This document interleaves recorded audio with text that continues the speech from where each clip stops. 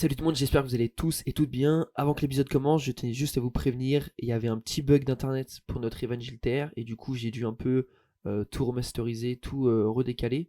Du coup à certains moments il y a des petits bugs audio, mais ça n'empêche pas de tout comprendre ce qu'il dit, donc je vous souhaite bon épisode et excusez-nous. Eh bien bonjour à tous, j'espère que vous allez tous et toutes bien. Aujourd'hui on se retrouve du coup pour normalement c'est le troisième épisode de Rookies.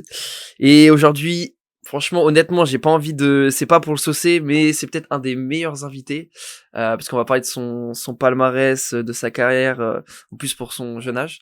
Du coup, si je te prononce bien, Evan Gilter. C'est ça. Voilà, Evan Gilter, qui est donc pilote professionnel, semi-pro.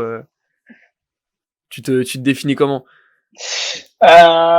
Aujourd'hui professionnel, on fait ça pour justement en vivre de ce métier-là, donc qui n'est bien sûr pas facile, hein, comme tous les sports, Ouais.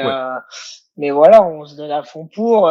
J'ai fait beaucoup de sacrifices aujourd'hui pour en arriver là, et puis c'est devenu ma priorité dans la vie, donc oui, on va dire professionnel. Bah si tout simplement tu peux un peu te présenter, expliquer d'où tu viens, comment est née cette passion pour je pense déjà du coup pour le karting, puis après les sports automobiles en général.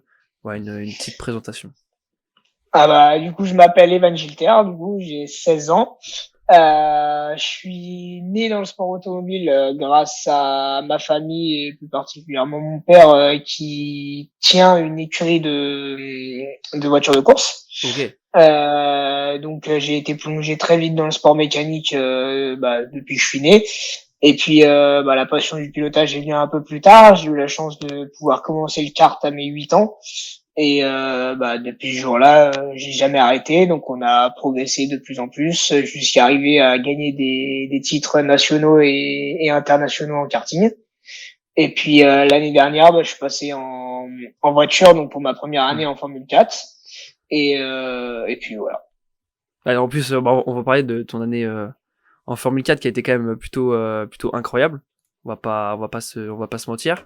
Et sans être, enfin, ton père c'est une écurie qui est plutôt réputée et connue ou? Pas trop parce qu'on est dans les Ok. petites catégories. Du coup, c'est de la Fun Cup et puis de la LIGGS2R. Ok, Donc, Fun Cup, c'est quand même déjà pour ceux qui connaissent un peu le monde de l'auto, bien sûr. c'est quand même Ouais, plutôt c'est des connu. petits coccinelles Ouais, en plastique, on va dire ça. Donc, c'est des voitures super sympas, ouais. ouais, plutôt ouais.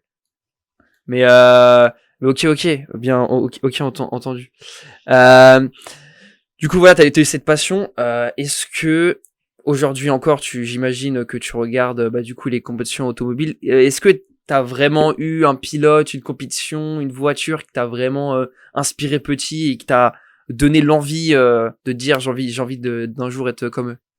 Mon père m'a toujours montré et puis m'a donné la passion d'Ayrton Senna. Ok, Pour prendre exemple.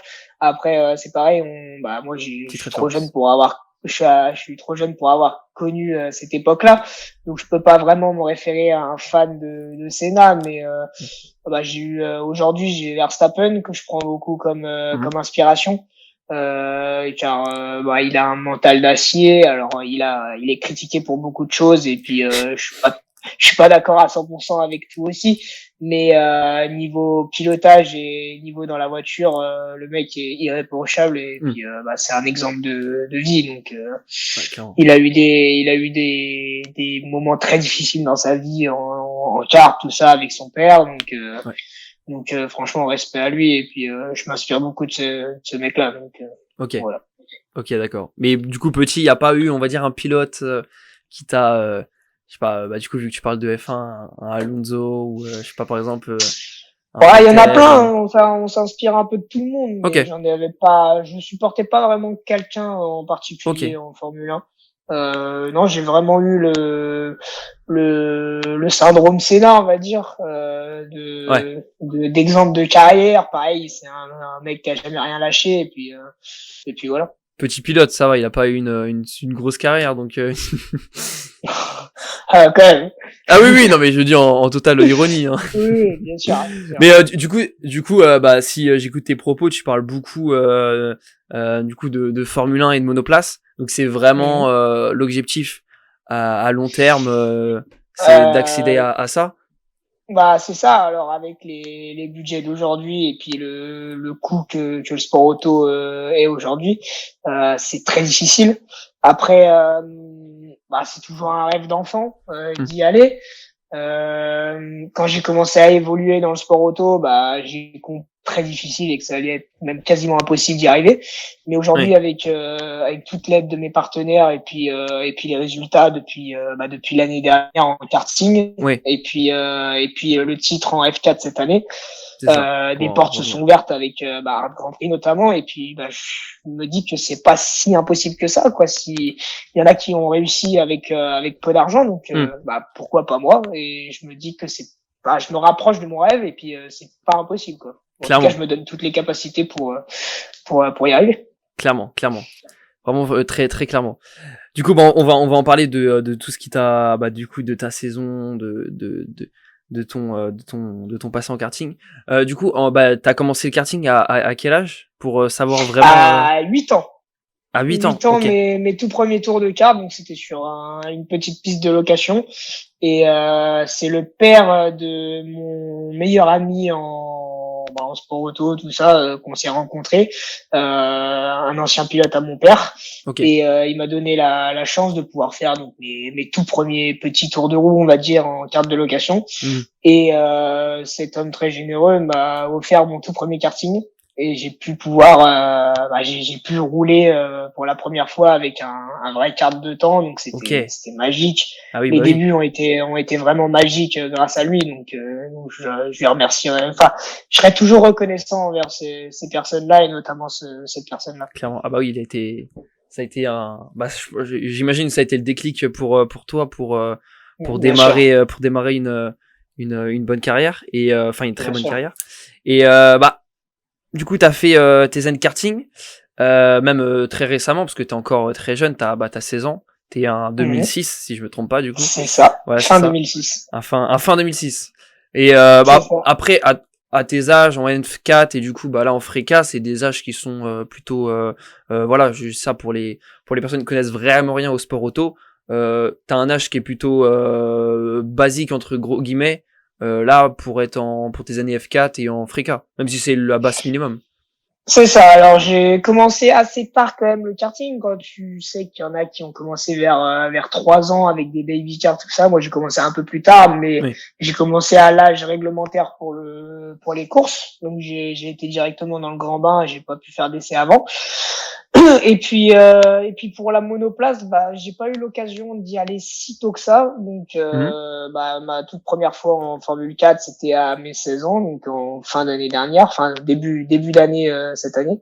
Et c'est vrai que 16 ans, c'est j'ai peut-être une année voire 2 années de retard par rapport à d'autres, mais je regrette pas d'être passé si tard parce que ça m'a permis de pouvoir être plus mature et Mhm. plus grand dans ma tête pour passer à la voiture, parce que même si le kart ça reste très professionnel et ça reste un grand monde, ça reste beaucoup moins impressionnant que le monde de la voiture, on va dire. Oui. Ok. Donc voilà. Et bah du coup, pour revenir vers ta carrière en monoplace, bah t'as quand même un petit palmarès où t'as été en 2018 vainqueur de la Coupe de France cadet. Je sais pas C'est si tu ça. peux nous en parler, comment c'était, et puis Eh ça a été vraiment ben, ton premier gros résultat, le premier gros c'est résultat de ta ça. carrière. C'est ça. Bah, alors pendant quelques années, on s'est battu un peu avec mon père pour pouvoir rouler, pour pouvoir trouver le financement, pour faire des petites courses régionales et nationales. Et puis en 2018, du coup, on a pris la décision et puis on a eu l'aide énorme d'un homme aussi, pareil, où je serais reconnaissant à vie, c'est Bertrand Péchon, donc le Ok. patron du team PB Kart. Donc il m'a aidé au plus possible. Donc on a remporté la Ligue de France avec lui, on a Ouais, remporté la Coupe de France comme tu l'as dit. Donc un jour très spécial. Mon père n'était pas j'imagine. là malheureusement, mais enfin mes parents non plus. Ils étaient en déplacement, Ok. mais j'avais du monde autour de moi, donc c'était vraiment une très belle année. Pareil, on a gagné la finale Rotax France, si je dis plus de conneries, je crois que c'est ce nom-là que ça porte. Mhm. Et puis on a été qualifié pour la Coupe du Monde Rotax au Brésil, où j'ai dominé toute la semaine, donc pareil avec encore Bertrand Péchon, donc c'était vraiment une semaine incroyable.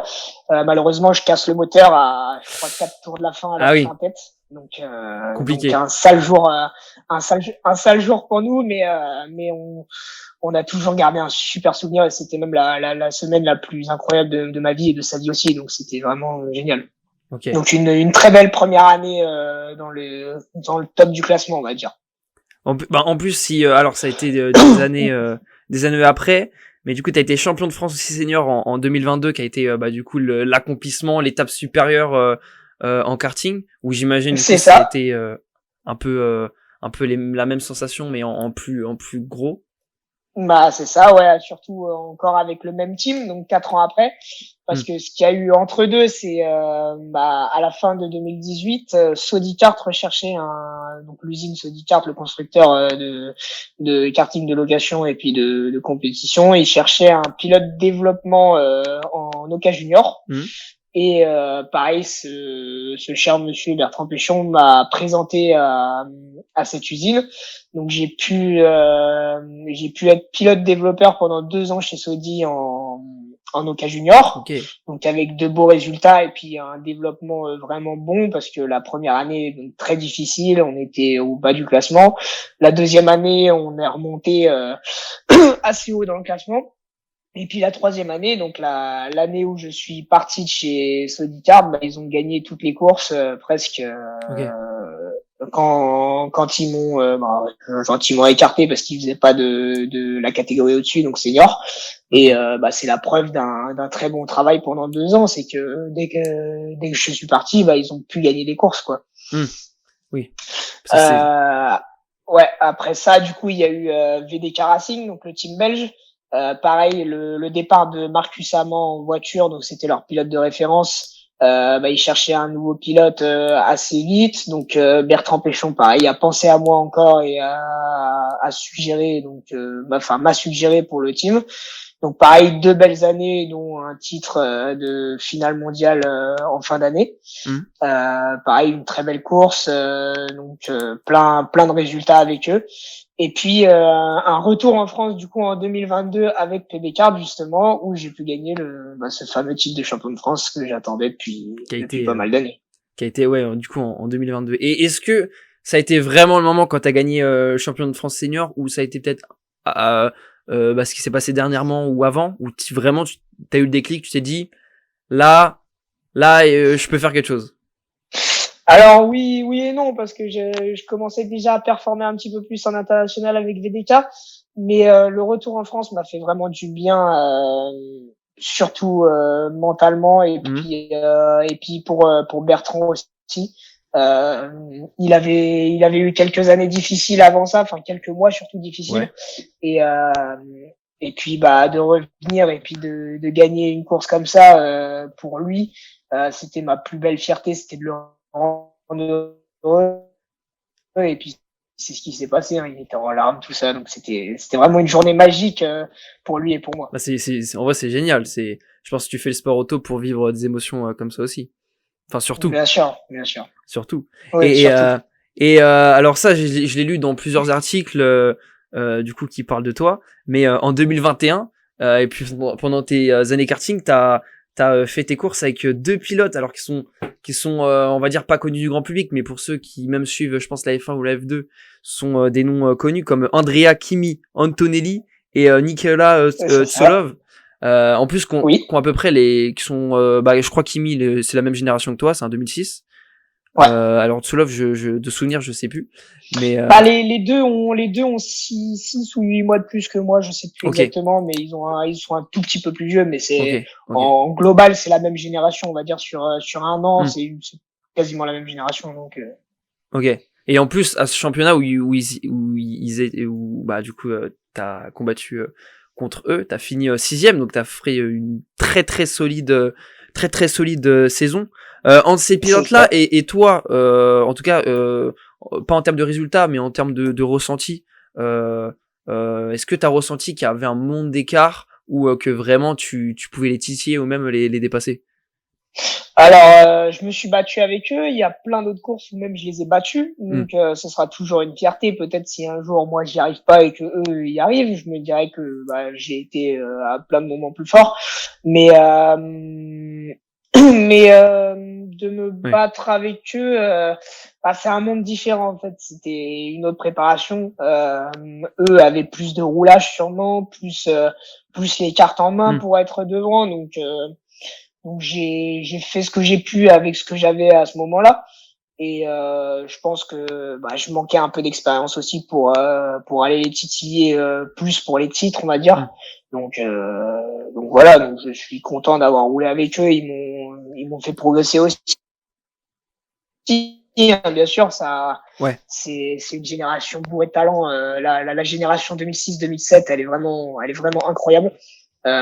Aujourd'hui, le niveau de la Africa, donc enfin la catégorie que je viens de débuter, pour moi est plus élevé que la F3 et la F2, notamment avec la personne que tu as citée, Antonelli. Pour moi, la machine de guerre et puis le futur Verstappen, hein, bien sûr, c'est juste une machine. Toutes les Alors courses c'est et c'est tous ça. les championnats qu'il fait, il les gagne dès la première année, donc Ah. c'est Alors assez impressionnant. excuse-moi, c'est un tout petit peu bugué. En fait, je sais pas, tous les un quart d'heure, tous les 5 minutes, ça saute un peu, Il n'y a mais pas de problème. tu parlais de Kimi, c'est ça? C'est ça, que Ouais, c'est c'était ça. vraiment une machine de guerre et que bah, ce sera le futur Verstappen. Et il est fait pour ça. Il a depuis son plus jeune âge, il roule tous les jours. Il a le physique il a le talent, il a le financement, il a les personnes, enfin les bons contacts derrière lui. Il a Hmm. tout pour réussir. Ouais. Donc je suis content d'avoir pu me battre avec lui et puis même l'avoir battu à plein d'occasions. Ouais. Et puis bon, qui sait, tu pourras peut-être le rejoindre un jour. Et en Formule 1, je lui souhaite et je me le souhaite aussi. Mais du coup, comment dire, tu t'exclus complètement de faire, je sais pas, d'autres catégories. Bah monoplace après où ça peut être compliqué, mais parce que hors la F1, il y a juste l'IndyCar et la Formule électrique qui sont vraiment, on va dire, viables. Et mais tu te refuses pas de faire d'aller en endurance ou d'autres catégories. Alors moi, je suis un très grand fan d'endurance Ok. de base. Donc, bah, vu que mon père était plus dans ce monde-là que la monoplace, j'ai été plus élevé mince, à la compétition endurance, on va dire. Hmm. D'ailleurs, j'ai participé à mes premières courses d'endurance, donc en Funkel justement. Donc c'est des petites courses, mais j'ai fait les 8 heures de Estoril, j'ai fait les 8 heures de Nogaro, j'ai fait les 8 heures du Mans, donc c'était des Ok. bonnes premières expériences. Et mais bien sûr, j'exclus pas cette possibilité-là, même si un rêve, ça reste toujours la Formule 1. Oui. Il faut voir aussi que des fois, bah, il n'y a pas la place, il n'y a pas forcément les contacts pour. Peut-être qu'il y a plein de facteurs qui peuvent faire qu'on n'ira pas en Formule 1. Il y a plein de pilotes qui ont été bien meilleurs que d'autres qui ont été en Formule 1, mais qui n'ont pas pu avoir la chance, la place, le temps, enfin le bon timing pour y aller. Et bah, tu es obligé de te décaler sur de la Formule électrique, sur de l'IndyCar, comme tu l'as dit, donc qui sont des catégories quand même super. Et puis de toute façon, j'ai toujours dit que même si mon rêve c'était la Formule 1, je veux enfin je veux vivre de ma passion, peu importe la voiture que je conduis, je veux avoir un volant entre les mains. Ok. Je veux rien d'autre que ça. Donc De toute façon, dans un second temps, on va parler vraiment dans du business, tout ça un peu, enfin du business entre guillemets, bah de la formation des jeunes pilotes. Mais là, Mm, je voulais vraiment parler bah du coup de ta carrière en plus mm. qui est vraiment incroyable. Et du coup, bah cette année, enfin avant de ça, j'ai envie de faire une petite introduction. Mais t'as un point commun actuellement avec Franck Montagny, Jean-Eric Vergne, Van Dorn, Vaxivière, ceux qui connaissent pas, c'est celui qui est dans l'Alpine Endurance. C'est ça, Mathieu. Antoine Hubert et Adrien David, Antoine Hubert le regretté et Adrien David où je peux citer, j'en peux citer d'autres, mais le point commun que t'as avec eux, bah, c'est que t'as gagné le championnat de France de F4, donc C'est ça. ça va, c'est sympa d'être dans un palmarès avec ces noms-là. C'est quand même. C'est pas mal. Surtout que bah t'en as oublié un. Alors il est un peu moins connu, mais je viens de rejoindre l'écurie Hard Grand Prix justement, donc Mhm. une écurie assez mythique. Et celui qui est à la tête, c'est Sébastien Philippe, et il a été champion à la toute première édition de la F4 Celle France. Bah, de. à l'époque, Ah oui, à l'époque, 93, c'est ça? c'est ça. À l'époque, ça s'appelait pas comme ça, mais c'était la F4, enfin c'était la Fédération Académie. Hmm. Et il l'a gagné 30 ans avant, et puis bah, aujourd'hui, je l'ai gagné moi 30 ans après, et bah, juste dans la foulée, j'ai été signé avec Hard Grand Prix pour les 2 dernières courses, donc Hmm. c'était un, un petit clin d'œil à Sébastien, mais c'était assez sympa ouais, de se dire que j'ai gagné 30 ans après, quoi. C'est vrai. En plus, alors, quand t'as gagné, t'étais déjà chez Art GP? Pas encore, pas encore. J'ai été signé en fait le lendemain du Ok, titre, ok. justement. Mais on va déjà parler du coup de ta magnifique saison Bien sûr. en F4. Bah, tout simplement, comment tu l'as. Enfin, oula, excuse-moi. Je suis trop excité. Raconte-nous un peu cette magnifique saison et puis vraiment pour les personnes qui connaissent pas le sport automobile, gagner gagner une saison d'F4 ou même on espère pour toi gagner une saison de Freca.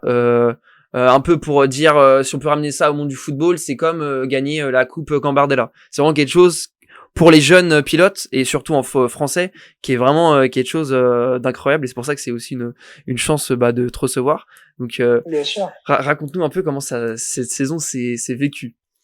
Eh ben, mes premiers pas en monoplace, alors pas facile Hmm. parce qu'il y avait quand même un bon niveau, donc je me suis lancé dans la première course avec la double pole directement à Nogaro, puis la première victoire en course 1. Donc Ok. assez surpris, heureux et autant pas étonné parce que bah, je me suis préparé au mieux possible pour cette première course. Donc j'avais des attentes, peut-être pas aussi hautes. J'espérais quelques podiums, mais de là à me dire de jouer le titre dès la première année, ça aurait été compliqué. Oui. Souvent, dans n'importe quelle catégorie, c'est quand même compliqué de gagner dès la première saison. Donc, je me voyais déjà faire une deuxième année pour jouer sûrement un titre, mais de là à jouer directement les victoires et puis le titre en première année, c'était quand même assez exceptionnel. Donc, une longue année avec beaucoup de bagarres, notamment avec Enzo Peugeot. Donc, Je voulais. sur tous les articles, hein, ça tourne encore, mais c'était une très belle année. On s'est tiré vers le haut tous les deux. Que ce soit lui ou moi, si l'un n'avait pas été là et l'autre non plus, ça aurait pas été Hmm. le même championnat. On aurait, entre autres, parce qu'on était quand même tous les deux sur une autre planète. Je pense que si l'un était pas là, bah, ça aurait été un championnat trop facile et ça n'aurait pas été, comment dire, on se serait pas tiré vers le haut à devenir des meilleurs pilotes tous les deux. Hmm. Donc heureusement qu'il y a eu cette bagarre et c'était une saison magique avec plein de hauts, plein de bas et puis bah du coup la dernière course assez mouvementée on va dire parce que j'arrive avec 28 points de retard au Castellet. les les chances de titre sont très faibles, mais j'arrive à faire le week-end parfait. Un peu de chance de mon côté aussi avec quelques aléas de course. Et puis bah le titre à la dernière course, donc c'était vraiment un week-end Hmm. magique. Il y avait, je crois on était plus de 50 de ma famille à être venus. Donc Génial. j'avais peur de les faire venir pour rien, mais au final ils sont venus au bon moment et donc c'était vraiment un week-end parfait. Et du coup, pour expliquer aux personnes qui n'ont pas suivi cette saison de F4, du coup, il y a eu une très grosse bataille entre toi et Enzo Peugeot. C'est Euh, ça. et ça s'est fini. Du coup, t'as fini la saison avec 317 points et lui 313 points. Donc en fait, vous avez fait presque un remake de la saison 2021 en F1. C'est à peu près ça, ouais. Et du coup, t'as répondu à la grande partie de la question que je voulais te poser. Mais du coup, je voulais te dire comment humainement tu fais pour gérer une rivalité comme ça. Surtout avec en plus quelqu'un de la même nationalité que toi. Alors, faut savoir que il y a eu des gros, enfin, j'ai plus peur de le dire aujourd'hui parce que ça s'est calmé, mais il y a eu des grosses tensions avec Enzo cette année. Hmm. Faut savoir qu'on était très pote avant ce début de championnat. C'était un Ok. de mes coéquipiers en karting, donc justement chez PB Kart, on vient de la même famille. Et donc il y a eu des tensions. Hein. C'était pas inattendu parce que de jouer un titre comme ça avec tant d'enjeux, c'est pas possible de rester amis et puis de ne pas avoir de tension. C'est normal. Hein, on veut tous la première place, donc ça c'était obligé. Mais moi je l'ai vécu difficile un peu toute l'année. C'était très très dur mentalement. Il fallait jamais rien lâcher dans les moments les plus bas. Hmm. Et la dernière course, après avoir tout perdu presque à les deux noms, il y a eu des histoires de track limit. J'ai été aussi à les deux noms un week-end très difficile. Je réalise la pole en qualif, mais je me fais annuler mon tour. Ok. Je tombe malheureusement sous un drapeau jaune pendant qui dure 5 secondes et il faut que ce soit moi qui passe dessus. Donc vraiment pas de chance. Donc au lieu de partir P1 tout le week-end, je suis parti P7. Donc j'ai réussi à gratter quand même 2 podiums. Donc la vitesse était là, mais Hmm. c'est pas exactement le résultat qu'on espérait. Et puis je suis arrivé à la dernière course en me disant voilà, faut juste que je prouve que que je peux, que je gagne et que je voulais juste absolument gagner et puis après voir en fonction des points, mais je voulais vraiment pas me concentrer sur les points et Hmm. sur le championnat. Je voulais vraiment me concentrer, c'était mon objectif de gagner les 2 courses et de remonter le plus possible dans la course inversée. Et puis c'est ce que j'ai fait et après les aléas ont fait que j'ai été titré, donc c'était au top. Ok.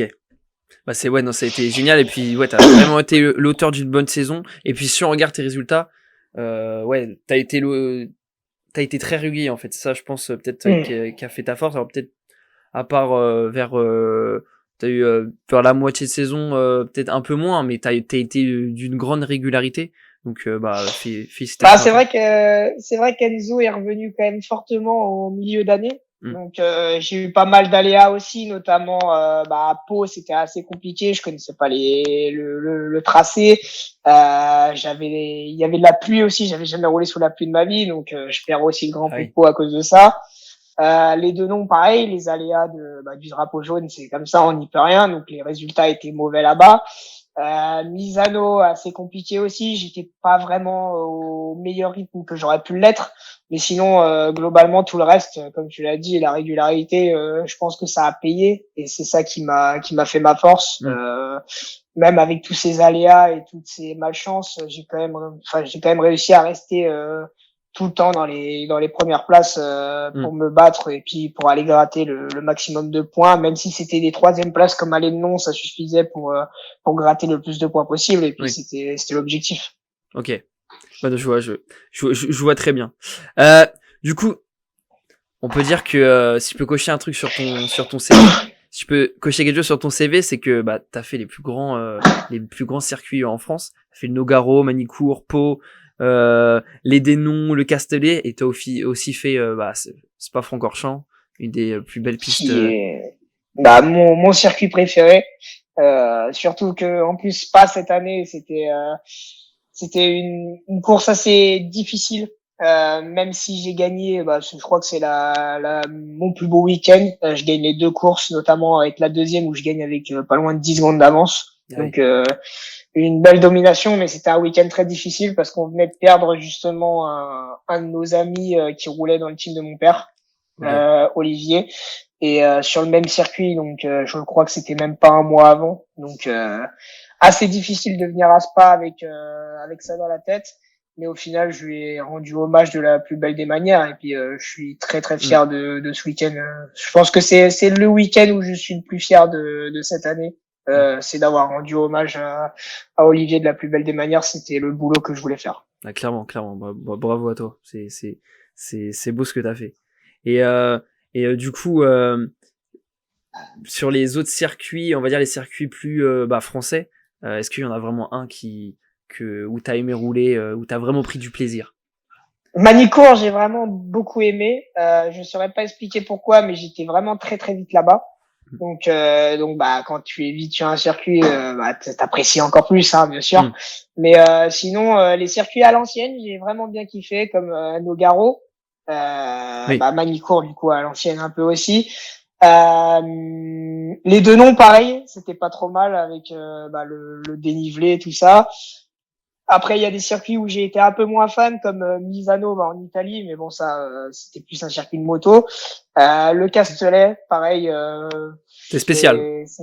c'est spécial. Voilà, ça a pas la glamour qu'on connaît des circuits français.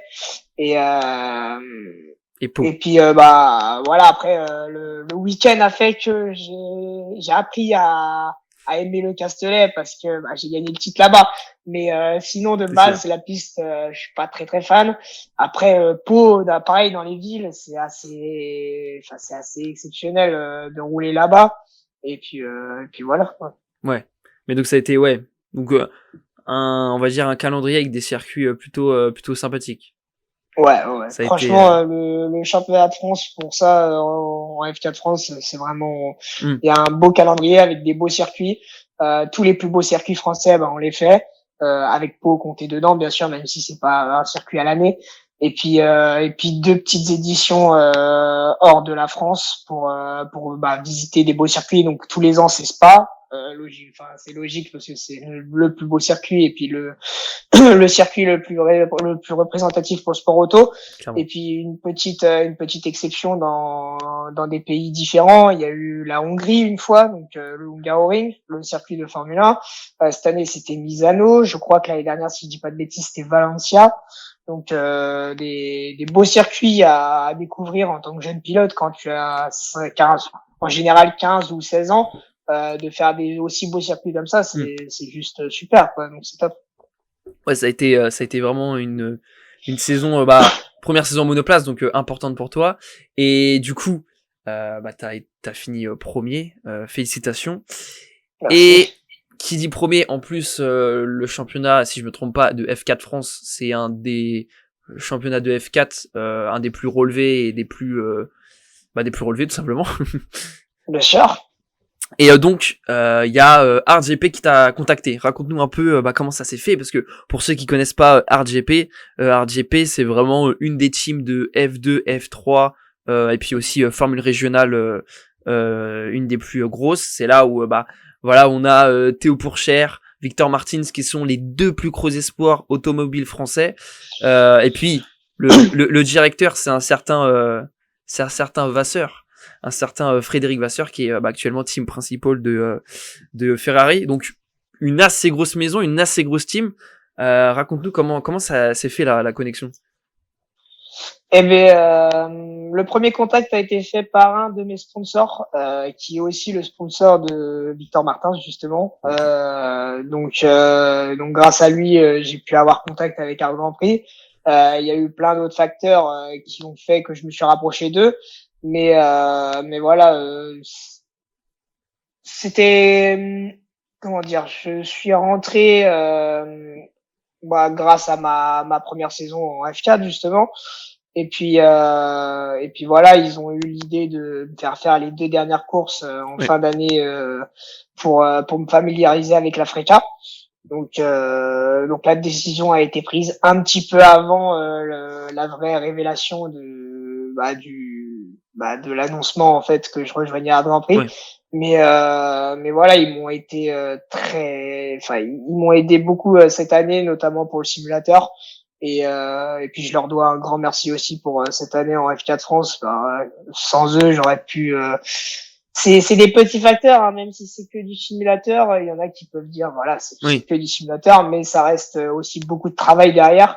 Donc voilà, c'était un beau travail avec eux. Là, ça a été vraiment quelque chose de nécessaire pour toi. Et du coup, justement, je voulais revenir au simulateur. C'est vraiment quelque chose que, par exemple, tu as chez toi ou qui est vraiment, on va dire, professionnel. C'est vraiment quelque chose qui est important aujourd'hui dans le rôle d'un pilote. Alors moi, mon simulateur chez moi, il est pas exceptionnel, donc ça c'est vraiment pour faire joujou avec mes amis, on va dire. Ok. Mais moi, le vrai simulateur, par exemple de chez Grand Prix à Autech, Mhm. ça c'est un vrai simu de professionnel, donc c'est plein d'ordinateurs, c'est Oui. des vérins qui bougent de partout, donc c'est vraiment une belle machine et puis ça se rapproche vraiment beaucoup de la réalité. Donc c'est vraiment une belle salle avec un beau simulateur. Ouais. Ok. Du coup, t'as eu l'occasion de faire alors il y avait 10 rounds en Freka et t'as eu l'occasion de faire les 8, 9, 10, c'est ça? C'est 9-10, juste les deux derniers. 9, 10, ok. Donc t'as eu l'occasion de faire Allemagne, c'est ça? Et Ouais, Zandvoort et Hockenheim, donc en Pays-Bas et l'Allemagne. ok. Du coup, des tracés de F1 et tu les as C'est vécu. ça. T'as vécu comment? Du coup, c'est deux week-ends au niveau supérieur. Euh, Eh, eh ben, beaucoup d'apprentissage. Ça change complètement du monde de la F4 France parce que bah tu travailles beaucoup plus, tu as un ingénieur pour toi, c'est un team privé. Tu peux faire beaucoup plus de setup sur la voiture, donc vraiment beaucoup d'apprentissage pendant ce week-end-là, enfin pendant ces deux week-ends plutôt. Et puis j'ai pu travailler avec d'autres pilotes hmm. pour des plein de réglages, pour des conseils, tout ça. Donc c'était vraiment deux bonnes expériences. Et heureusement même que, enfin, je suis très content de les avoir faites pour préparer au mieux l'année prochaine. Parce que l'année prochaine, quels sont tes objectifs? C'est clairement de gagner ou pas? Moi, c'est toujours de gagner, hein, bien sûr, Hmm. mais oui, je vais faire le mieux possible avec ce qu'on pourra faire. Et puis, bien sûr que les objectifs sont de gagner dès la première année, ça c'est sûr. Ok. Donc ouais, vraiment c'est l'objectif pour qui sait. Et puis de toute façon, voilà, vu que t'as été recruté chez Art, Art GP, je pense ils veulent pas simplement t'offrir une saison entre guillemets en Freca, mais que tu puisses aller plus loin. C'est ça. Et pour l'instant, t'as été approché du coup par Art GP et t'as pas encore été approché par des constructeurs ou par des Les académies, filières, ouais, ouais, des filières, voilà, j'avais pas le mot exact, merci. ouais, Par des filières. bah, pour l'instant pas. Enfin, alors j'ai eu quelques contacts, mais le problème c'est que bah, souvent ces filières-là, il faut aussi de l'argent et puis Hmm. faut amener du budget en même temps que la filière. Donc c'est assez compliqué. Mais je suis ouvert à toutes les filières, bien évidemment, hein, que ce soit Mercedes, Ferrari, Red Bull. Je suis ouvert à tout. Pour l'instant, je suis tout seul avec Hard Grand Prix. Donc, qui sait, un jour, si même Alpine Ouais. veut toquer à la porte, avec grand plaisir. Je suis ouvert vraiment à tout, à toute opportunité comme celle-là. Ok. Mais du coup, pour l'instant, parce qu'il y a certains pilotes, qui à ton niveau, qui étaient déjà, du coup, avec qui étaient avec une filière. Mais pour Bien l'instant, sûr. voilà. Mais pour l'instant, donc, entre guillemets, t'as fait le choix, mais t'as aussi t'as pas eu d'opportunité assez grosse pour te C'est ça. permettre d'en accepter une. Mais Bien sûr. mais donc voilà. Ok, écoute, ça a été c'est très intéressant. Du coup là on a parlé un peu de ta carrière et tout ça. Maintenant on va plus on va dire parler du sport en général et de ta vie entre guillemets plus personnelle dans le sens Mhm. où du coup tu nous l'as dit parce qu'il y a plein de sportifs dans d'autres sports qui font d'autres études en parallèle. Là, à 16 ans, tu es 100% focus sur le sport auto, la monoplace. C'est ça. Alors, j'ai arrêté, on va dire, l'école en cinquième, donc quand Ok. j'avais mes 12 ans, pour se lancer dans le sport études au CNED par correspondance. Mhm. Donc ça, c'était pendant mes années karting. Donc c'était très difficile hein, de suivre les cours quand tu pars 3 semaines sur 4 par mois. Donc c'était assez difficile. J'ai réussi à tenir le rythme pendant presque 5 ans. Bon, bah, toi. Et puis l'année dernière, je suis parti, je crois, plus de 40 semaines de chez moi. Donc ce qui faisait un sacré emploi du temps. Et l'année dernière, de suivre les cours du CNED était trop difficile, donc j'ai dû arrêter l'école l'année dernière, donc à mes 16 ans. Ok. Et aujourd'hui, je prends des cours particuliers, donc, spécialisés pour ma carrière en gros, Ok. c'est-à-dire de l'anglais, des cours de communication pour être plus à l'aise devant une caméra, sur des interviews, tout ça. Et puis bien sûr des cours de sport pour toujours garder le physique dans la voiture.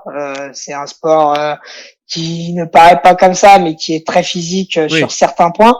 Alors c'est sûr que c'est moins physique que du foot ou du cardio, tout ça. Donc c'est en fait c'est différent. C'est du physique voilà, que sur les bras, sur le cou, sur le gainage, tout ça. C'est vraiment c'est pas c'est des muscles différents, on va dire.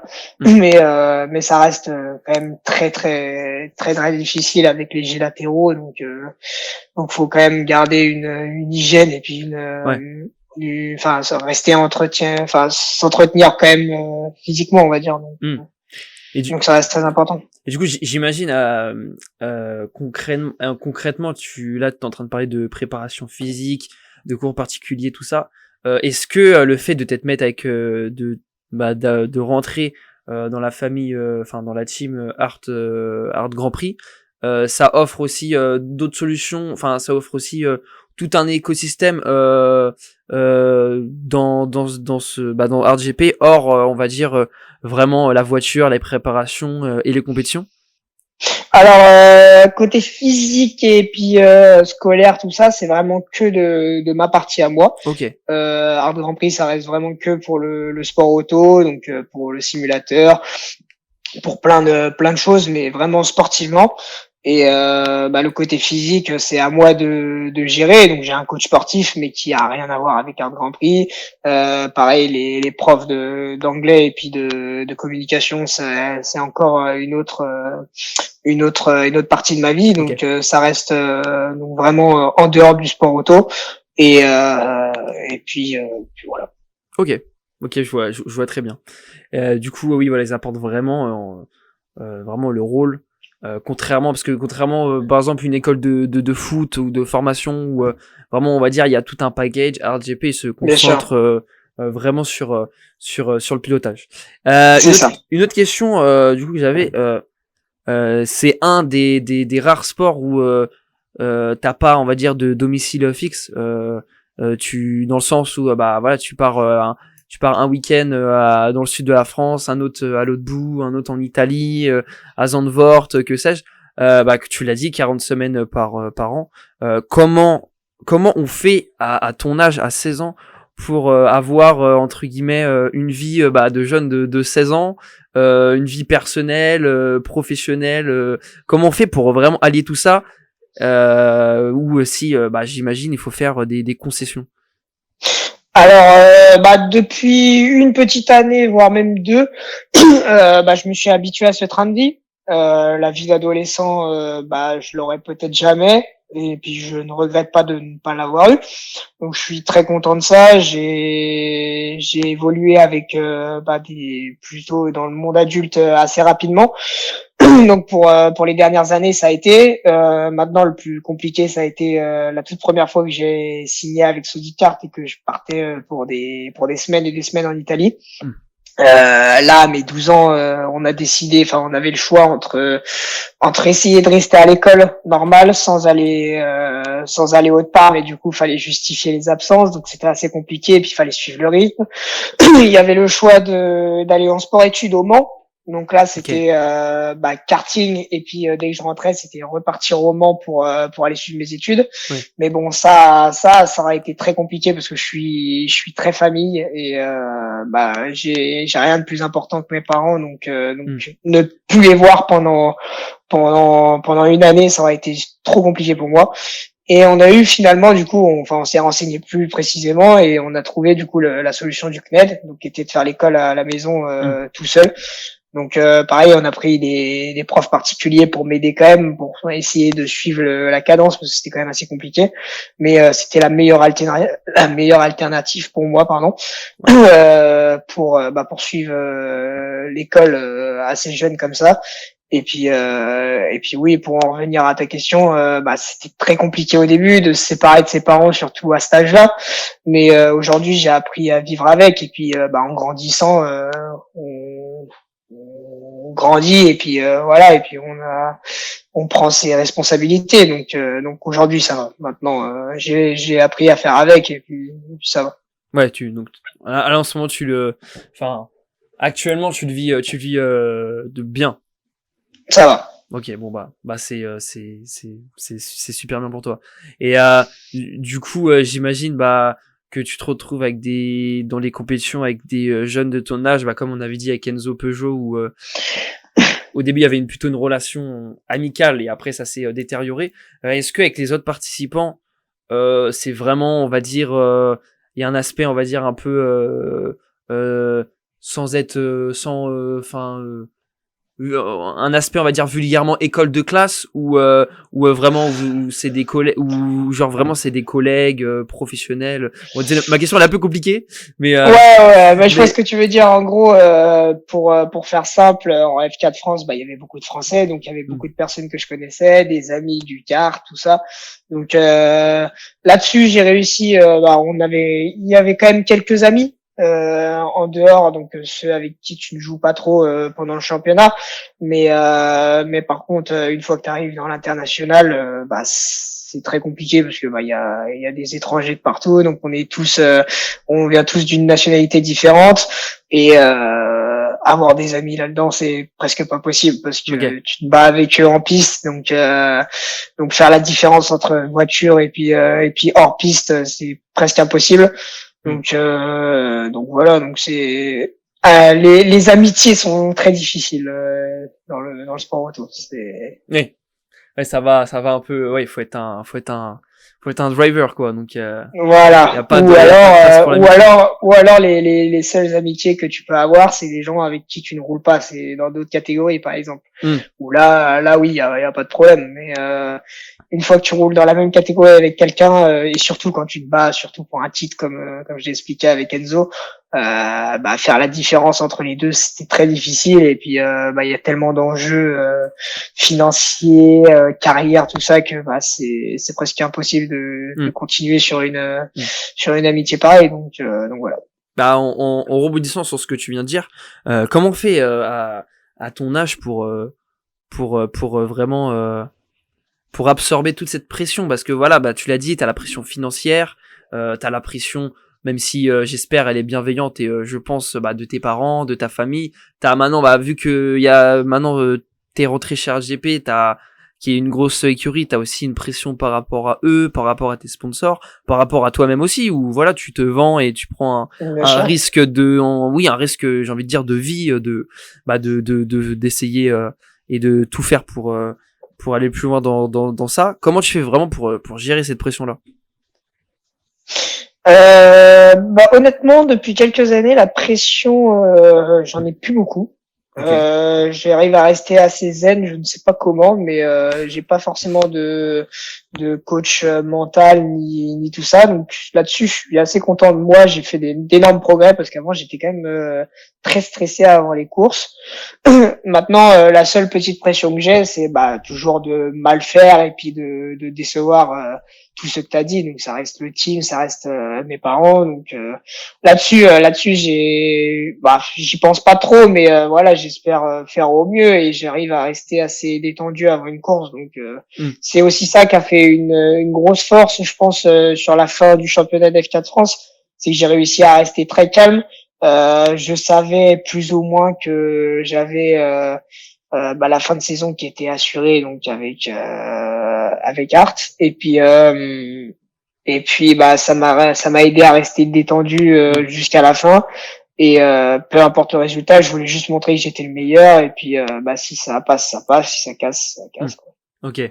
Ouais, je vois très bien. Mais du coup, t'es vraiment détaché de ça.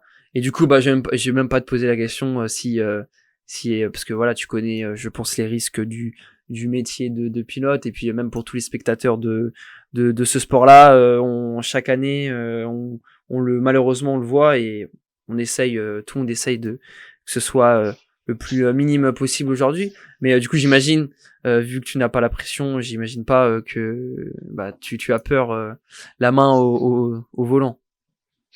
Le risque, il y sera toujours. Aujourd'hui, si on continue à avoir peur, enfin, un pilote ne peut pas avoir peur du risque d'un accident ou quoi, parce que si t'as peur, tu ne fais pas ce sport. Aujourd'hui, tu montes dans la voiture en acceptant, comme dirait Niki Lauda, que tu as 20% de chance de pouvoir décéder dans la voiture. Souvent, il y a plus de pourcents de chance, de risque, dû aux conditions, dû aux aléas de course, mais on fait avec. C'est comme ça, et puis de toute façon, dans tous les cas, faut pas y penser pendant qu'on roule. Hein. C'est sûr que ça reste un gros facteur. Niveau sécurité, c'est pareil. Il y a eu beaucoup d'améliorations au fil des années qui sont très très bien d'ailleurs. Mais faut pas oublier que on reste des êtres humains et peu importe la voiture ou la sécurité qu'on fera, si deux voitures se tapent à 300 km/h et à 0 km/h, bah le corps humain il supportera jamais un tel choc, peu importe que la coque soit en titane, en ce qu'on veut. Donc le risque il sera toujours là, peu importe enfin il y aura la sécurité s'améliore de mieux en mieux, hein, comme je dis, mais il y aura toujours des mini pourcents de chance de pouvoir y passer. Donc faut pas y penser, et puis justement un peu moins t'y penses, et puis mieux ce sera dans ta tête. Donc c'est sûr qu'en tant que pilote, si tu commences à penser à ces choses-là, c'est que t'es pas fait pour ça. Donc au début, moi j'ai eu du mal, hein, j'y pensais aussi. Et au fil des années, je me suis calmé, et puis j'ai vraiment arrêté d'y penser, et puis je me suis consacré à 100% dans la performance, et puis dans vouloir toujours plus, et c'est ça qui m'a fait ma plus grosse force par rapport à mes petites années en karting du début. Donc j'ai bien progressé là-dessus. Je vois très bien. Il y a une question que je pose du coup à tous les personnes que je reçois ici. Je leur demande parce que du coup tu fais ta formation en France, t'es en France, même si le sport auto c'est particulier par rapport à d'autres sports pour la formation. Mais est-ce que tu juges par rapport à d'autres pays que en France on donne vraiment l'opportunité tout simplement de donner la chance à des sportifs comme toi de réussir? Une question difficile à répondre, mais je sais. Ça, je suis pas très connaisseur d'autres sports. Je suis vraiment un puriste du sport auto, et ça m'arrive 2-3 fois de regarder des matchs de foot, des matchs de rugby, des matchs de tennis, plein d'autres choses, mais je suis vraiment pas calé du tout sur d'autres sports. Donc je sais pas comment ça se passe sur les autres sports, mais en tout cas nous c'est assez difficile. Aujourd'hui dans ce sport, l'argent est roi, on va dire. Donc financièrement c'est compliqué. Si tu n'es pas assez aisé, c'est beaucoup plus dur. Mais j'ai appris aussi à faire avec. C'est qu'aujourd'hui je me suis lancé dans un challenge d'en faire ma vie. Et en arrivant dans ce sport, mon père et même moi le savaient que on n'était pas assez fortuné pour ce sport, mais je suis loin de m'en plaindre, et je suis très heureux d'avoir pu en arriver déjà là avec ce que j'avais. Et jamais j'irai me plaindre que j'ai pas assez d'argent pour continuer le sport auto. Je me bats avec ce que j'ai, et puis je fais au mieux pour pouvoir continuer dans les années à venir. Ouais, je vois très bien, ouais. Donc voilà, t'estimes que, mais après c'est pas vraiment, enfin si je peux me permettre, c'est pas vraiment lié du coup à la France. C'est vraiment dans ce sport en général. Ouais, c'est vrai. Donc mais c'est vrai que tu as très raison, tu as raison sur ce point-là. Et des fois ça t'a découragé de savoir que peu importe si tu as du talent et que tu roules bien, si financièrement ça va pas, tout peut s'arrêter. Moi, ça m'a jamais découragé, parce que justement c'est plutôt une source de motivation même, d'avoir un peu un couteau au-dessus de la tête, en se disant si je performe pas et si je n'y arrive pas, ça peut s'arrêter à tout moment. Après pareil, j'en ai pas encore parlé, enfin entre autres, mais sans mes sponsors aujourd'hui, j'en serais jamais là. Et grâce à eux, j'ai pu faire beaucoup de choses dans ma vie. Mais c'est sûr que si j'aurais pas eu tous les résultats que j'avais depuis quelques années, bah ça serait arrêté très très vite. Donc c'est un peu aussi une pression positive sur ce coup-là, de se dire que bah voilà, si ça marche pas, bah ça sera fini. Donc ça me pousse à être de plus en plus fort, à m'investir dans ce que je fais, et puis c'est une bonne pression, on va dire. Ok. Ouais, c'est plutôt une bonne pression pour toi, parce que j'avais déjà Bien interrogé sûr. un autre pilote et vraiment il expliquait qu'il était découragé de ça, mais du coup pour toi c'est une source, ouais, limite une source de motivation. Ouais.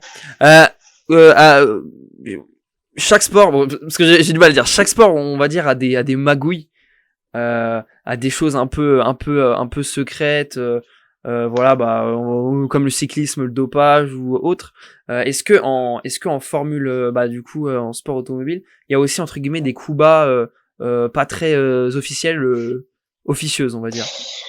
Alors en termes de pilote, non, parce que le dopage va pas être utile, en tout cas dans le sport automobile. Mhm. Alors bon, du dopage sur des courses d'endurance par exemple, où il faut tenir des heures et des heures dans les voitures, bon, ça peut aider un petit peu pour on va dire le physique, à garder le même mental du début jusqu'à la fin, donc pas avoir de moments de faiblesse.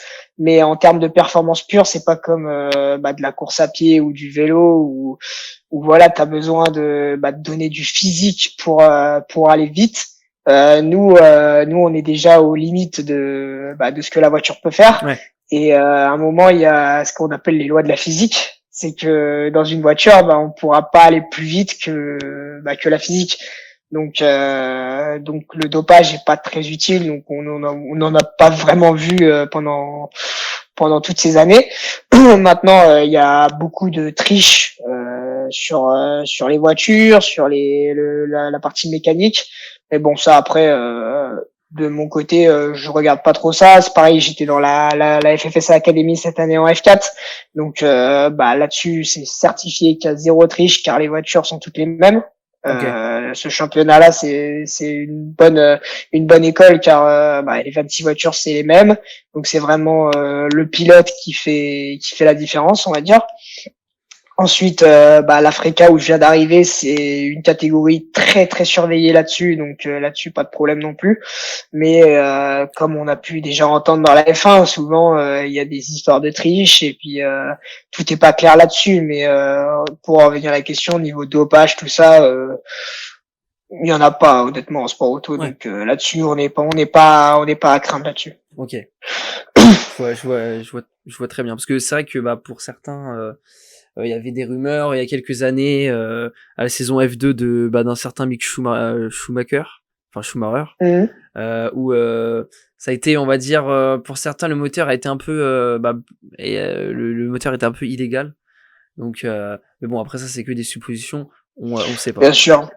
Et puis moi, je rentre pas là-dedans tant que je suis pas concerné. C'est que voilà, il y en aura toujours, hein, il y aura toujours des gens qui seront là pour tricher, mais de mon point de vue, c'est pas réglo tout ça. Je vois juste pas l'intérêt à gagner une course en trichant, quoi. Je trouve ça un peu triste. On est, Mais il y en aura toujours et ça sera toujours comme ça jusqu'au bout. Hein, donc, faut apprendre à faire avec. on est complètement d'accord.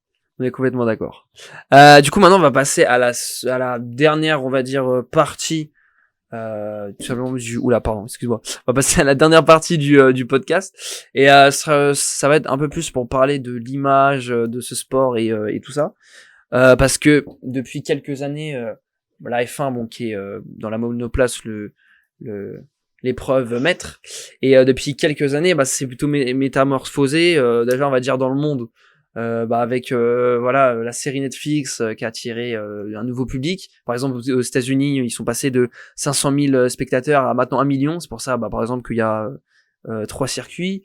Donc voilà, aussi des influenceurs qui ont piloté comme toi des F4 pour faire le GP Explorer. Je sais pas si t'as vu cet événement. Ouais, j'y étais d'ailleurs même. Ah ouais. Bien sûr, j'ai été invité pour assister à cet événement. Donc c'était vraiment un bon éclairage pour le sport auto. Et puis d'ailleurs c'était avec nos voitures en plus de la F4 France de Ouais, cette année. Donc c'était sympa cet événement. Franchement ça. Alors il y a eu beaucoup de critiques aussi, mais Ah oui? pour moi ouais, j'ai vu pas mal de critiques que c'était pas que c'était pas des personnes aptes à faire du sport automobile, mais Ah moi oui.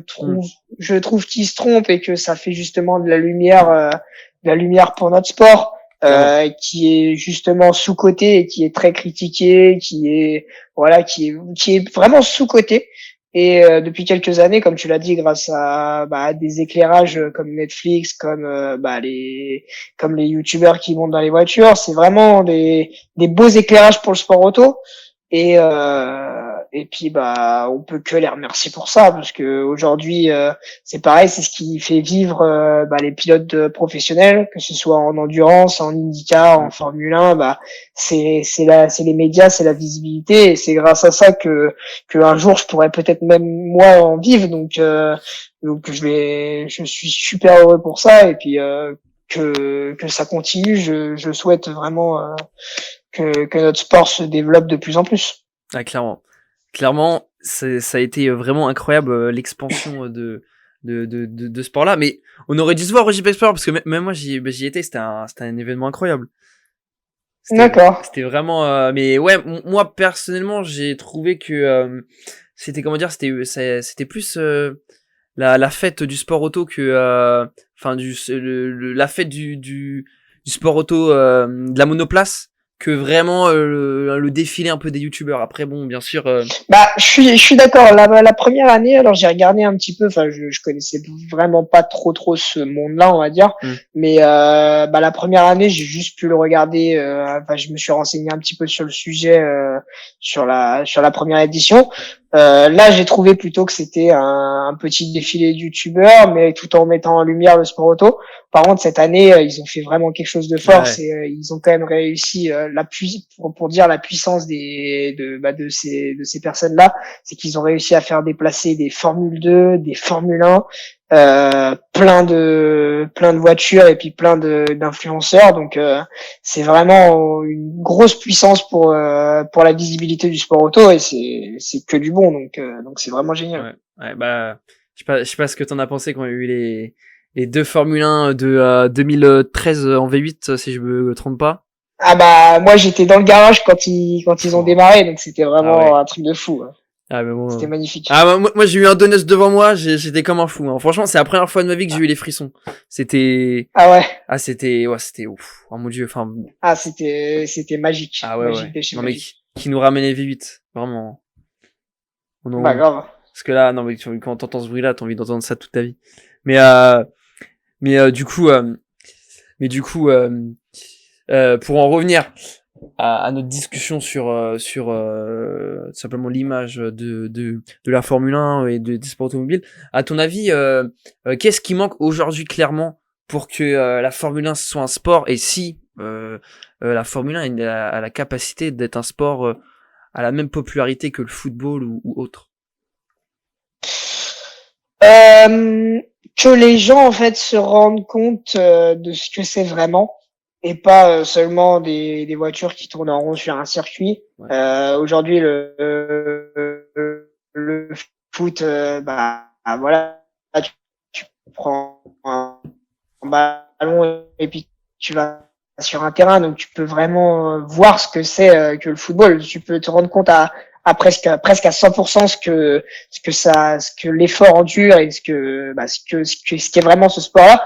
Que des gens qui connaissent vraiment rien au sport automobile, c'est compliqué de se rendre compte en fait de l'investissement et puis de la vitesse, de la mécanique de toutes ces voitures. Donc je pense que c'est ça qui manque au sport automobile. Mais après c'est pas facile non plus. Enfin, c'est beaucoup moins facile de mettre un fan de sport auto dans une voiture que de prendre un ballon de foot et puis d'aller jouer. Tu vois. Oui. Donc c'est un peu ça qui manque aussi. Et puis ça reste quand même aussi un sport moins connu que le foot, et puis ça, pour moi, ça le restera toujours. Mais j'ai pas trop de commentaires à faire là-dessus, honnêtement. Je pense que aujourd'hui, on a fait déjà un énorme step niveau popularité grâce aux réseaux sociaux, grâce à Netflix, comme tu l'as dit, et on va pas se plaindre déjà là-dessus. C'est vraiment un très gros step, donc c'est déjà une bonne une bonne première marche qu'on a fait. Clairement, Vraiment. très clairement, en plus, ça a été amplifié avec la victoire avec la très belle saison en 2021 en F1 où vraiment tout s'est bien. Je pense que ça a été, enfin moi personnellement, sur mon avis, pour moi, ça a été vraiment le meilleur scénario possible pour ramener la F1 et les sports de monoplace au cœur du sport et de l'écosystème. C'était une bataille qu'il fallait arriver au bon moment. Voilà, il y a eu plein de choses aussi qui ont fait, comme le GP Explorer justement. C'était aussi le choix de l'organisateur de mettre pas que des influenceurs qui jouent à des jeux vidéo ou qui font plein d'autres contenus. Il y a eu aussi des influenceurs de sport automobile. Et justement, je pense que même si c'était des influenceurs moins connus que d'autres, ça a quand même ramené du public dans le sport automobile, pas forcément que de la F1. Aujourd'hui, moi, je connais très bien l'influenceuse Anna Honner. Ouais. Et puis elle a réussi à ramener des gens, enfin du public qui connaissaient rien du tout au sport automobile, et aujourd'hui qui sont pas seulement en train de regarder, mais qui regardent de l'endurance, du ELMS, des courses vraiment où personne, c'est dur à dire, mais où personne n'est automobile avant, dans des catégories où faut vraiment en général être un puriste de sport automobile pour regarder ces catégories. Donc c'est vraiment un très bel effort des influenceurs et puis des médias pour avoir fait ça, quoi.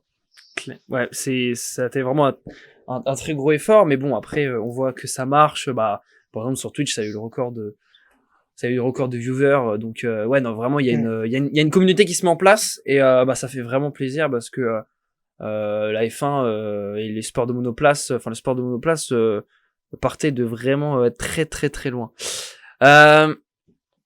Écoute, on commence à arriver au bout de notre entretien. J'espère que t'as plutôt apprécié. Ouais, j'ai kiffé, hein. C'est toujours des bonnes expériences à pouvoir faire, tu vois. Un podcast comme ça, j'avais jamais fait, donc c'est sympa, ouais. Mais bon, après, moi, si je donnais mon avis, le duel Max Hamilton, il est un peu en dessous de Gilles Peugeot. Après, c'est mon avis. Hein. C'est similaire, on va dire, similaire. Ouais, c'est mon avis. Après, même Senna Prost, moi j'ai oublié perso. J'espère que ça restera autant que ces batailles-là. Bon, on n'y est pas encore, mais je me souhaite, et même à lui, je lui souhaite aussi qu'on se retrouve un jour en F1 et qu'on refasse une même bagarre à voiture égale avec des engins beaucoup plus gros, et qu'on reste autant dans l'histoire que Hamilton et Verstappen l'ont été, que Senna Prost, que Schumacher Hakkinen, que Hunt Lauda, que plein de monde. Donc je me le souhaite et je lui souhaite aussi. Si vraiment dans un autre monde ça va se passer, là il y aura ce petit extrait qui va se mettre là. J'espère bien, je me le souhaite. Ouais, c'est tout malheur que je te souhaite aussi. Merci beaucoup. Mais du coup, si t'as un petit mot de la fin, quelque chose que t'aimerais apporter, dire aux personnes qui écoutent, si il y a des jeunes qui veulent devenir comme toi, si t'as des petits conseils à leur apporter tout simplement, ou un petit mot de la fin. Alors des petits conseils, pas grand chose, hein, vraiment juste dans le sport auto, si vous voulez vous lancer, c'est vraiment avec grand plaisir. Il faut le faire si vous êtes fan de ça, et puis il faut jamais rien lâcher.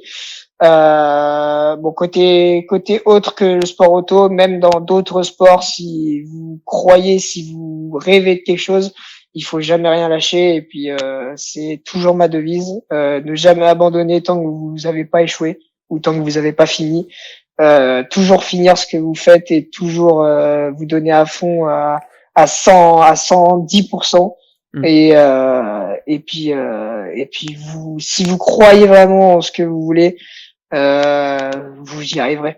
Après, je suis pas encore assez bien placé pour le dire. Je suis pas encore pilote de Formule 1, Bien sûr. mais j'ai rêvé beaucoup des petites choses avant d'être pilote de Formule 1. On rêve de gagner des grosses courses en karting. Je l'ai réussi. J'ai rêvé de mettre mes premiers pas dans une monoplace, pas forcément dans une voiture, parce que je savais que j'allais en finir quand même dans une voiture, mais dans une monoplace, je pensais jamais y arriver, j'ai réussi. De gagner directement dès la première année, je pensais pas non plus, je me suis donné les moyens et j'ai cru en tout ce que je pouvais pour essayer de le faire, et puis j'ai réussi. D'intégrer une écurie comme Art Grand Prix, donc qui est l'écurie la plus mythique et la plus titrée dans les formules de promotion des Clairement. jeunes. Il y a eu des pilotes de Formule 1 qui sont passés dedans. Il y a eu Leclerc, il y a eu Russell, il y a eu Hamilton. tant de monde. Hamilton, Le oui, petit j'ai pilote. oublié Hamilton. Ah, un peu le petit pilote. Mais voilà, d'intégrer une écurie comme celle-là, ça c'est un rêve d'enfant. Et puis c'est pareil, j'y ai cru aussi et je me suis donné les moyens et j'ai cru en ce que je pouvais pendant des années, et aujourd'hui j'en suis là. Donc je rêve encore de beaucoup plus, hein, de gagner beaucoup de courses en formule de promotion, et puis je rêve de finir en Formule 1. Donc si un jour ça se produit, ça sera la preuve encore sur des milliers de sportifs qui l'ont encore dit, hein, mais de jamais rien lâcher, de croire Ah ben bien sûr, c'est de toujours croire à ses rêves, et puis c'est un peu le leitmotiv, j'ai envie de dire, du sport auto. J'ai complètement zappé un truc. C'est quoi ton numéro sur ta voiture? Alors cette année la F4 France c'était le 95. Ok, Flash McQueen. Sûrement exactement pour Flash ça. McQueen. Ah vraiment? Ouais, c'est vraiment pour ça. Ouais, bah c'est bon, c'est bon. Maintenant t'es mon pilote Alors, préféré. faut savoir que quand j'étais petit, donc le tout premier Cars est sorti en 2006, donc la même année de ma date de naissance. Et je l'ai tellement regardé à l'époque, c'était en CD du coup, hein, il y a 16 ans maintenant, mais je l'ai tellement regardé que le disque il a brûlé. Donc Eh. c'est pour te dire que même j'ai une collection de voitures Cars depuis que je suis tout petit. Oh là Je là. crois que si je dis pas de bêtises, j'ai plus de 3 ou 4 000 voitures, donc de petites voitures miniatures. Donc je suis un grand fan de Cars, Ah là là. et puis pour mes premiers pas en sport automobile, donc en voiture, j'ai décidé de prendre le numéro 95 justement pour mon idole depuis que je suis tout petit. Je mise tout sur toi maintenant, depuis que j'ai cette info. Tu sais que moi, en carrière sur le jeu F1, je mets tout le temps 95. Ah parfait alors. C'est moi aussi mon chiffre fétiche. Donc non, incroyable. Allez, parfait. J'espère dans tes premières victoires en Freca, tu vas faire Cachao. Hein. Ah bien sûr, comme je l'ai fait cette année. Hein. Ah, tu l'as fait cette année? Un petit peu, ouais. Oh, le crack, mais non, mais t'es vraiment un crack en fait. Ah, c'est génial.